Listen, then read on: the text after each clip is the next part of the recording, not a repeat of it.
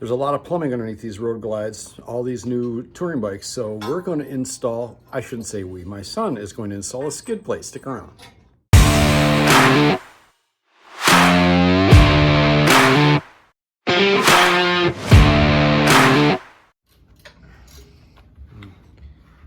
Jackson's down here.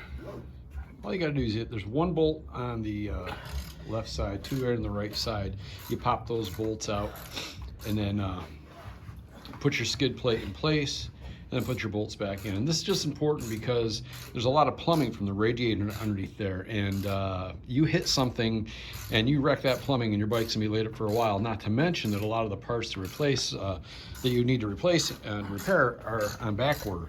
I mean, you see this hose here goes down into there and goes underneath.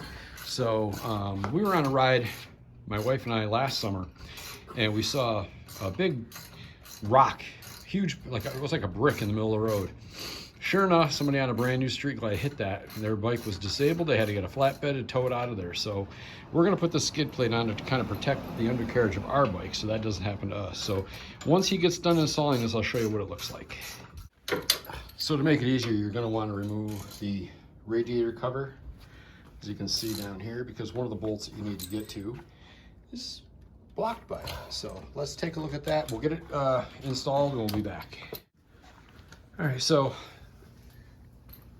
it's on down there. We got these bolts on loosely. And now he's on the other side. We're gonna put the bolt in over here. Then once we get that snugged in, we'll snug these up nice and tight, put the radiator cover back on, and that's pretty much all there is to it. It's really not that hard of a deal. So, and again, there's really not much to see because it's under the bike, but you know, it's under there.